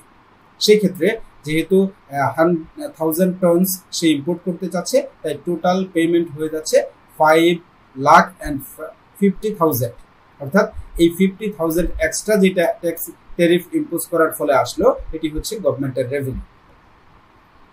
আর এই টেরিফের কিছু ক্লাসিফিকেশন রয়েছে। টেরিফ যদি আমরা চিন্তা করি যে ইম্পোজ করার দিক থেকে, ইম্পোজ বা আরোপ করার দিক থেকে যদি আমরা টেরিফকে ক্লাসিফাই করি, তাহলে আমরা টেরিফকে 3টা ভাগে ভাগ করতে পারি। একটি হচ্ছে স্পেসিফিক টেরিফ, যেটি ফিক্সড চার্জ পার ইউনিট, যে যত ইউনিট, যে উদাহরণটি আমরা একটু আগে বলে আসলাম, যে যত ইউনিট সে ইম্পোর্ট করছে তার ইম্পোর্টের ইউনিটের উপর যে ফিক্সড নির্ধারিত চার্জটা করা হচ্ছে, সেটি হচ্ছে স্পেসিফিক টেরিফ বলা হয় এটিকে। যেমন বলা হচ্ছে যে $5 পার কেজি অফ সুগার, যত কেজি সুগার সে ইম্পোর্ট করুক না কেন প্রতি কেজিতে $5 সরকারকে দিতে হবে। এইভাবে নির্ধারণ করলে এটাকে বলা হবে স্পেসিফিক টেরিফ। আরেকটি টেরিফ স্পেসিফিকেশনের বা মেথড অফ লেভি রয়েছে, সেটি হচ্ছে অ্যাড ভ্যালুরেম, অর্থাৎ পার্সেন্টেজ অফ ভ্যালু যেটা আসবে, অর্থাৎ যে মূল্যটা পাওয়া যাবে সেই মূল্যের পার্সেন্টেজ হিসেবে টেরিফ নেওয়া হতে পারে। এটাও টেরিফ নেওয়ার আরেকটি ধরন, ইম্পোজের আরেকটি ধরন। আরেকটি হচ্ছে কম্পাউন্ড টেরিফ। এখানে দুটোই একসাথে হতে পারে, স্পেসিফিক টেরিফও থাকতে পারে, আবার অ্যাড ভ্যালুরেম টেরিফও হতে পারে। অর্থাৎ পার ইউনিট টেরিফও সরকার ইম্পোজ করতে পারে, আবার যে ভ্যালুটা তৈরি হবে সেই ভ্যালুর উপর পার্সেন্টেজ আকারেও টেরিফ নিতে পারে। টেরিফ যে উদ্দেশ্যে নেওয়া হয় সেই উদ্দেশ্যের বেসিসে যদি আমরা টেরিফকে ক্লাসিফাই করি, তাহলে আমরা প্রথমে পাচ্ছি রেভিনিউ টেরিফ, অর্থাৎ সরকার যে টেরিফ ইম্পোজ করবে গভর্নমেন্টের ইনকাম বাড়ানোর জন্য, ওই টেরিফকে বলা হয় গভর্নমেন্ট ইনকাম রেইজ করার জন্য, এটাকে বলা হয় রেভিনিউ টেরিফ। আর প্রোটেক্টিভ টেরিফ বলতে বোঝানো হচ্ছে, যে বলেছি ডোমেস্টিক ইন্ডাস্ট্রিকে যখন প্রোটেক্ট করার জন্য দেশ টেরিফ ইম্পোজ করবে, তখন এটাকে বলা হবে প্রোটেক্টিভ টেরিফ। আরেকটি হচ্ছে অ্যান্টি ডাম্পিং টেরিফ। এটির উদ্দেশ্য হচ্ছে টু কাউন্টারেক্ট আনফেয়ারলি চিপ ইম্পোর্টস। যখন ইম্পোর্টকে সস্তা করা হবে, এই সস্তা করার জন্য যখন আনফেয়ারলি চিপ করা হয়, তখন এই কাউন্টার অ্যাটাক করার জন্য বা কাউন্টার দেওয়ার জন্য দেশ যদি টেরিফ ইম্পোজ করে, তখন এটিকে বলা হয় অ্যান্টি ডাম্পিং টেরিফ। আরেকটি হচ্ছে কাউন্টার ভেলিং টেরিফ বলা হয় এটাকে, টু অফসেট ফরেন সাবসিডিজ। বিদেশি সাবসিডিকে অফসেট করার জন্য কোনো দেশ যদি তার ইম্পোর্ট গুডসের উপর টেরিফ ইম্পোজ করে, তখন এটাকে বলা হয় কাউন্টার ভেলিং টেরিফ। এবং রিটেলিয়েটরি টেরিফস, এটি হচ্ছে to retaliate against another goods tariffs, অর্থাৎ অ্যানাদার কান্ট্রিজ টেরিফস। একটি দেশ যখন আরেকটা দেশের উপর টেরিফ ইম্পোজ করবে, তখন সেটাকে রিলেট করে, সেটার সামঞ্জস্য রেখে যখন ওই দেশের প্রেক্ষিতে এই দেশ টেরিফ ইম্পোজের সিদ্ধান্ত নেয়, এ ধরনের টেরিফকে বলা হয় রিটেলিয়েটরি টেরিফ। তো টেরিফের জাস্টিফিকেশনের জায়গাতে এসে আমরা বলতে পারি যে টেরিফের আসলে যে প্রয়োজনীয়তা আছে, বা টেরিফ ইম্পোজ করা যায় ভুল নয়, টেরিফ ইম্পোজিশন যে ইকোনমির জন্য, ইন্টারন্যাশনাল ট্রেডের জন্য, ওই দেশের জন্য প্রয়োজন কেন, সেটিকে বলা হচ্ছে টেরিফের জাস্টিফিকেশন। যে এতে করে কি হয়, ইনফ্যাক্ট ইন্ডাস্ট্রিগুলোর প্রোটেকশন হয়, যে ইন্ডাস্ট্রিগুলো সীমিত পর্যায়ে হচ্ছে বা কেবল শুরু হচ্ছে, সেই ধরনের ইন্ডাস্ট্রিগুলোকে টিকিয়ে রাখার জন্য, বাঁচিয়ে রাখার জন্য, ভবিষ্যতে আরো ডেভেলপ করবে এই আশায় করার জন্য টেরিফ ইম্পোজ করে ইম্পোর্টেড গুডসগুলোকে বাধা দেওয়া যায়, আটকে দেওয়া যায়। এরপরে হচ্ছে রেভিনিউ জেনারেশন হয়, এতে করে সরকারের ইনকাম বৃদ্ধি পায়, জিডিপি গ্রোথ বাড়ে, এর জন্য টেরিফের প্রয়োজনীয়তা আছে। এবং ব্যালেন্স অফ পেমেন্ট সাপোর্ট পাওয়া যায়। ব্যালেন্স অফ পেমেন্টে এগিয়ে থাকার জন্য টেরিফ ইম্পোজ করে সরকার যদি ইনকাম রেঞ্জ করতে পারে, তাহলে ব্যালেন্স অফ পেমেন্টে একটা ধরনের সাপোর্ট পাবে এবং এমপ্লয়মেন্ট প্রোটেকশন হবে। যদি নিজের দেশের শিল্প বাঁচে, তাহলে ওই শিল্পের শ্রমিকরা বাঁচবে। তাই বলা হচ্ছে এমপ্লয়মেন্ট প্রোটেকশনের জন্য টেরিফ জাস্টিফিকেশন আমরা পজিটিভ দেখতে পাচ্ছি। এবং ন্যাশনাল সিকিউরিটি বৃদ্ধি পাবে এবং রিটেলিয়েশন এন্ড বার্গেনিং যেটা বলা হচ্ছে, এই রিটেলিয়েশনের জন্য এবং বার্গেনিং এর জন্য ট্যারিফের প্রয়োজন আছে। এরপর কালচারাল এবং হেলথ রিজন তো রয়েছেই। আমরা যদি ট্যারিফ গেইনস ফ্রম ট্রেড এবং টার্মস অফ ট্রেড রিলেটেড কিছু কোশ্চেন দেখি, তাহলে এখানে প্রথমে বলা হচ্ছে countries export price index is 125, import price index বলা হচ্ছে 100, তাহলে টার্মস অফ ট্রেড কত হবে? আমরা জানি টিওটির যে ফর্মুলাটি আমরা একটু আগে দেখে এলাম, টিওটির ফর্মুলাটি ছিল যে এক্সপোর্ট প্রাইস ইন্ডেক্সকে ইম্পোর্ট প্রাইস ইন্ডেক্স দিয়ে ভাগ করে আমরা 100 দিয়ে মাল্টিপ্লাই করলে বের করতে পারবো। তাহলে এখানে আমরা পাচ্ছি 125, এখানে আমরা পাচ্ছি 100, আর এখানে ফর্মুলা 100, এই দুটো 100 যদি চলে যায় তাহলে আমাদের এই 125 হবে টার্মস অফ ট্রেড। এরপরের প্রশ্নে তোমরা দেখতে পাচ্ছ 3 নম্বর প্রশ্নটি এখানে নিয়ে এসেছে তোমাদের জন্য। Gains from trade arise primarily due to, যে প্রধানত বা প্রাথমিকভাবে গেইনস ফ্রম ট্রেড হয় মূলত কিসের কারণে? কারণটি হচ্ছে কম্পারেটিভ অ্যাডভান্টেজের কারণে গেইনস ফ্রম ট্রেড হয়, অর্থাৎ গেইনস ফ্রম ট্রেড দিয়েই কম্পারেটিভ অ্যাডভান্টেজ নিয়ে তারপরে ডেভিড রিকার্ডো সিদ্ধান্ত নিতে শিখিয়েছেন।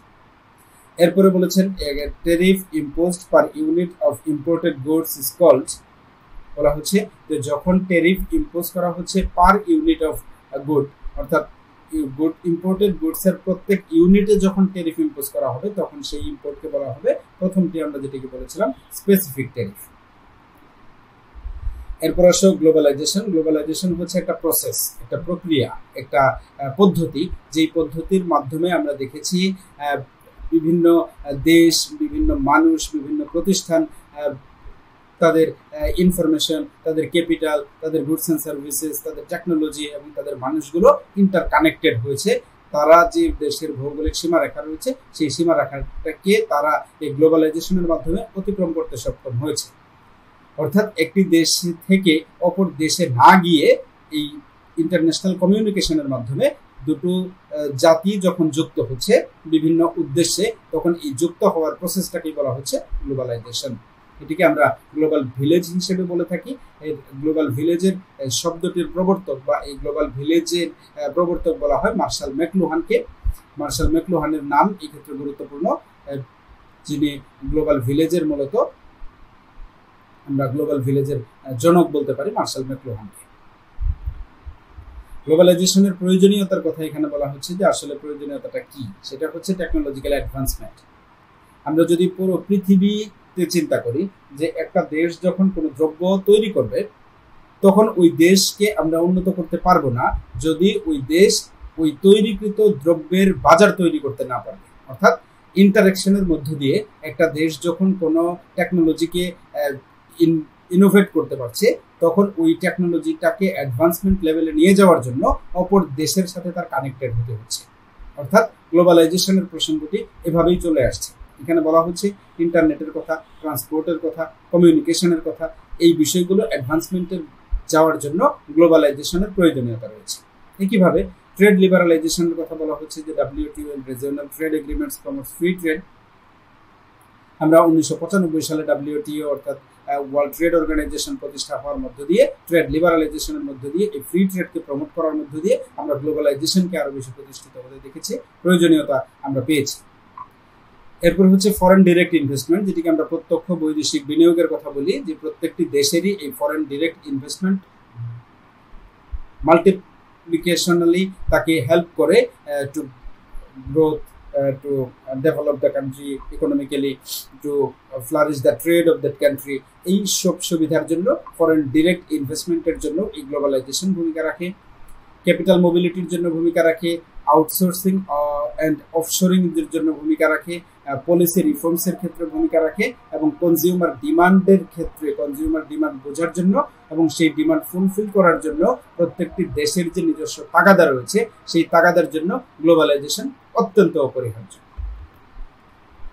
এরপরে গ্লোবালাইজেশনের যে ইম্প্যাক্টগুলো সরাসরি ইকোনমিতে পড়ে সেটি হচ্ছে জিডিপিকে বুস্ট করে দেয়, জিডিপি গ্রোথকে বাড়িয়ে দেয় এবং ট্রেড এবং ইনভেস্টমেন্ট, যেটি আমরা বললাম যে ট্রেড সংগঠিত হওয়ার জন্য এবং ট্রেডের ডিসিশন নেওয়ার জন্য এবং যে ফরেন ডিরেক্ট ইনভেস্টমেন্টের কথা বলা হলো সেই ইনভেস্টমেন্ট পাওয়ার জন্য এবং ইনভেস্টমেন্ট করার জন্য এই গ্লোবালাইজেশন ইকোনমিতে সরাসরি ভূমিকা রাখছে।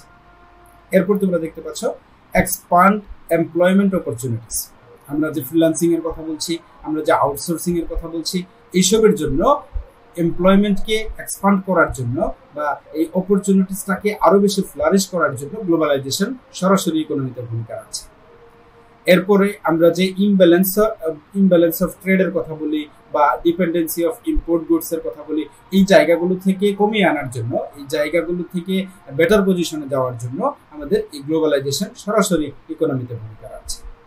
এরপর আমরা যদি ইনইকুয়ালিটি বেড়ে যাচ্ছে এই কথা বলছি, আমরা যদি বলি যে ইনইকুয়ালিটি বেড়ে যাচ্ছে, বেনিফিটস আর আনইভেনলি শেয়ার্ড, আর এই বেনিফিটসগুলো সঠিকভাবে যদি শেয়ার করা না যায় তাহলে গ্লোবালাইজেশন থেকে ইকোনমিতে যে বেনিফিটটা আসবে সেটা যদি সঠিক বন্টনের মাধ্যমে নিশ্চিত করা না যায় তাহলে এটি ইনইকুয়ালিটিকে বাড়িয়ে দেবে। এরপর বলা হচ্ছে মেরিটস অফ গ্লোবালাইজেশন। গ্লোবালাইজেশনের কিছু ভালো দিক রয়েছে, যেমন ইকোনমিক গ্রোথের কথা আমরা বলেছি, যে ট্রেডে যখন বেটার পজিশনে যাবে, ব্যালেন্স অফ পেমেন্টে যখন এগিয়ে থাকবে, তখন ইকোনমিক গ্রোথ ওই দেশকে গ্লোবালাইজেশনের মাধ্যমে সুবিধা বা পজিটিভ হবে তার জন্য। এরপর হচ্ছে অ্যাক্সেস টু মার্কেটে অ্যাক্সেস করতে পারবে, অর্থাৎ নিজের দেশে উৎপাদিত দ্রব্য মার্কেটে গিয়ে সে সেল করার সুযোগ পাবে এবং যে দ্রব্যটি তার দেশে নাই সেই দ্রব্যটি পারচেজ করার জন্য সে অন্য দেশে মার্কেটে অ্যাক্সেস করতে পারবে। টেকনোলজি ট্রান্সফারের ক্ষেত্রে গ্লোবালাইজেশনের গুরুত্বপূর্ণ ভূমিকার কথা বলেছি। এমপ্লয়মেন্ট ক্রিয়েশনের জন্য আমরা বলেছি, যেমন আমাদের দেশে ফ্রিল্যান্সিং এর কথা বলেছি, আমরা বিভিন্ন দেশের সার্কুলারের মাধ্যমে আমরা যে গ্লোবালাইজেশনের সুবিধার্থে আমরা বিভিন্ন দেশের সার্কুলেশনগুলো পাচ্ছি, এই সার্কুলেশনের মাধ্যমে আমরা স্কলারশিপের মাধ্যমে বিদেশে পড়াশোনার জন্য বা আমরা যে কাজের জন্য এমপ্লয়মেন্টগুলো পাচ্ছি সেগুলো হচ্ছে মূলত মেরিটস অফ গ্লোবালাইজেশন। একইভাবে কনজিউমার বেনিফিটেড হতে পারছে, কালচারাল এক্সচেঞ্জ হচ্ছে, এগুলো হচ্ছে মেরিটস অফ গ্লোবালাইজেশন। একই সাথে গ্লোবালাইজেশনের ডিমেরিটসও রয়েছে। আমরা বলেছি যদি গ্লোবালাইজেশনের যে রেজাল্ট, গ্লোবালাইজেশনের যে সুবিধা, সেই সুবিধাকে যদি আমরা নিজের দেশে আনার পরে সঠিক বন্টন নিশ্চিত করতে না পারি তাহলে এটি আমাদের ইনইকুয়ালিটি বা অসমতাকে বাড়িয়ে দিবে। এবং আমরা জবলেসনেস দেখতে পাচ্ছি, যে আমরা যেহেতু ওপেন প্ল্যাটফর্মের মাধ্যমে দূর থেকে বা বিদেশ থেকে যদি আমরা বেটার কাউকে পাই তাহলে যারা এক্সিস্টিং জবে থাকবে তারা জব হারিয়ে ফেলার এটি ঝুঁকিতে থাকবে। এরপর বলা হচ্ছে কালচারাল হোমোজেনাইজেশন। এক্ষেত্রে আমরা একটি দেশের সাথে অপর দেশের যে কালচারাল ইউনিকনেসটি থাকে সেই কালচারাল ইউনিকনেসটি আর থাকবে না, সকল দেশের কালচারালের মধ্যে আমরা এক ধরনের হোমোজেনিটি দেখতে পাবো। এই হোমোজেনাইজেশন হবে গ্লোবালাইজেশনের মাধ্যমে, অর্থাৎ নিজস্বতা বলতে, নিজস্ব সংস্কৃতি বলতে যে বিষয়টি সেটি আস্তে আস্তে হারিয়ে যাবে। এরপর হচ্ছে এনভায়রনমেন্টাল ড্যামেজ। আমরা দেখতে পাচ্ছি যে আমরা যখন টেকনোলজি ব্যবহার করছি, আমরা যখন অন্য দেশের সুবিধা নিজের দেশে নিয়ে আসছি, সেটা আমাদের দেশের এনভায়রনমেন্টের সাথে কতটা সুইটেবল সেই বিবেচনা না করে আমরা যখন ব্যবহার করছি তখন এটা আমাদের দেশের এনভায়রনমেন্টের জন্য বা যে দেশ ব্যবহার করছে সেই দেশের এনভায়রনমেন্টের জন্য সবসময়ই পজিটিভ হচ্ছে না, বরং ড্যামেজের কারণ হতে পারে। এরপর হচ্ছে ইকোনমিক ডিপেন্ডেন্স। আমরা যখন গ্লোবালাইজেশনের মাধ্যমে একে অপরের সাথে যুক্ত হচ্ছি তখন আমরা অর্থনৈতিকভাবে একটা দেশ, একটা জাতি অপর দেশ বা জাতির সাথে ইকোনমিক ডিপেন্ডেন্সির সাথে আমরা এগিয়ে যাচ্ছি বা ইন্টারাকশন করছি।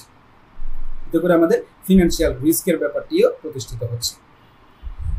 এরপর হচ্ছে ডাব্লিউটিও বলতে আমরা বোঝাই ওয়ার্ল্ড ট্রেড অর্গানাইজেশন, যেটি প্রতিষ্ঠিত হয়েছিল 1995 সালে। আর এই 1995 সালের 1 জানুয়ারিতে প্রতিষ্ঠিত হওয়া ডাব্লিউটিও যে গ্লোবালাইজেশনকে প্রমোট করেছে মূলত ফ্রি ট্রেডের মাধ্যমে, এই ফ্রি ট্রেডের মাধ্যমে প্রতিষ্ঠিত হওয়া ওয়ার্ল্ড ট্রেড এক্সপানশনের বিষয়টি ইনভেস্টমেন্ট এবং ইন্টিগ্রেশনকে বলা হয়েছে। এই জন্য গ্লোবালাইজেশন আন্ডার ডাব্লিউটিও রেজিম এই বিষয়টিকে আমরা আমাদের আলোচনার বিষয় হিসেবে পেয়েছি। এই জায়গাতে আমরা যে ফিচার্সগুলো লক্ষ্য করছি, একটি হচ্ছে ট্রেড লিবারালাইজেশন। আমরা ট্রেডকে খুব বেশি লিবারালাইজ হতে দেখেছি পুরো পৃথিবীতে ওপেন মার্কেটের কারণে। আমরা দেখেছি নন ডিসক্রিমিনেশন প্রিন্সিপাল। এই ক্ষেত্রে আমাদের একটি হচ্ছে মোস্ট ফেভার্ড নেশন। আমরা গ্লোবালাইজেশনের মধ্য দিয়ে আমরা এই বিষয়টি পেয়েছি যে একটা দেশ আরেকটি দেশ বা কিছু দেশকে মোস্ট ফেভার্ড নেশনের জায়গাতে বা তালিকাভুক্ত করে ওই দেশের সাথে ইন্টারন্যাশনাল ট্রেড করার জন্য। আমরা যদি বাংলাদেশ কোনো দেশের মোস্ট ফেভার নেশনের অংশ হতে পারে বা অংশ যে দেশগুলোতে হয়েছে, সেই দেশের সাথে বাংলাদেশের এই ট্রেডের বেনিফিটসগুলো আরও প্রতিষ্ঠিত হয়ে যাচ্ছে। মূলত এটি গ্লোবালাইজেশন আন্ডার WTO এর মাধ্যমেই আমরা পাচ্ছি। ন্যাশনাল ট্রিটমেন্টের ব্যাপারটিও আমরা পাচ্ছি যে এই ক্ষেত্রে নন ডিসক্রিমিনেশন প্রিন্সিপালের আরেকটি ফিচার হচ্ছে national treatment. Dispute settlement mechanism, অর্থাৎ গ্লোবালাইজেশনের মাধ্যমে একটা দেশ যখন আরেকটা দেশের সাথে ইন্টারন্যাশনালি যদি ডিসপিউট তৈরি হয়, সেই ডিসপিউটগুলো সেটেলমেন্টের জন্য আমরা এই WTO কে গার্ডিয়ান হিসেবে ধরে আমরা এই ডিসপিউট সেটেলমেন্টের দিকে যেতে দেখেছি। এরপরে হচ্ছে এনকারেজমেন্ট অফ FDI, অর্থাৎ ফরেন ডিরেক্ট ইনভেস্টমেন্ট, যেটি অন্য দেশে অন্য যে জায়গাতে ইনভেস্টমেন্টের মাধ্যমে নিজে লাভবান হওয়া এবং ওই দেশকে লাভবান করা, যেটি আমরা কম্পারেটিভ অ্যাডভান্টেজ থিওরির মাধ্যমে ইন্টারন্যাশনাল ট্রেডের দুটো গুরুত্বপূর্ণ থিওরি দিয়ে আমরা দেখলাম। এই জায়গাতে প্র্যাকটিক্যালি ভূমিকা রাখতে দেখেছি আমরা গ্লোবালাইজেশনকে এবং বিশেষ করে WTO।